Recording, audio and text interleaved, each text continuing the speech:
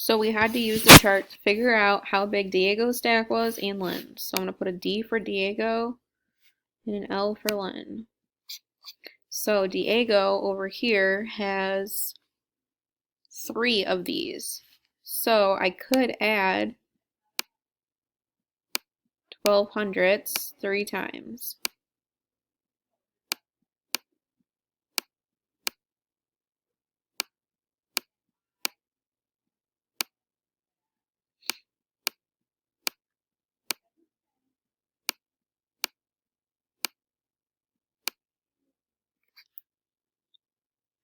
Which equals 3600s.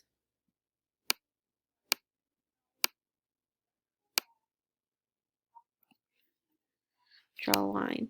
I could have also done 3 times 1200s because I have 3 of the same thing. And I would have gotten 3600s again.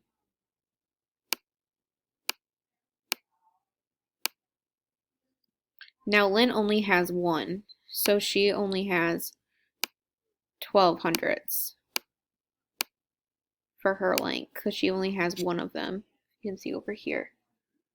So Diego's stack is taller.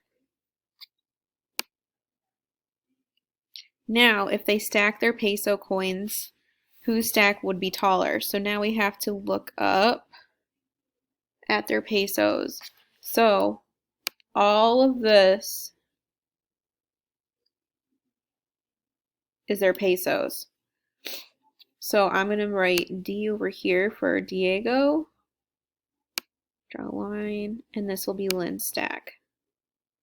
So I'm going to do Diego first. He has 5 pesos, which is 2/10.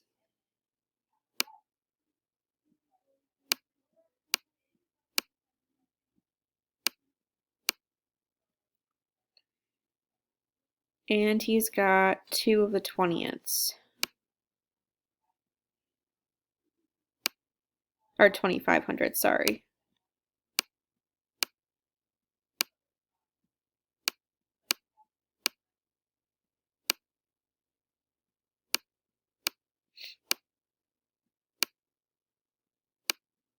Now, if you look at your denominators, they're not the same.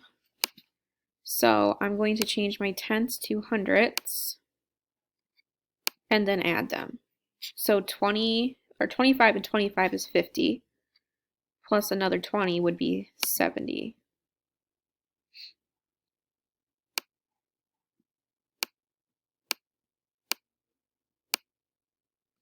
Now Lynn has 1s, peso, and that's 16 and 100ths.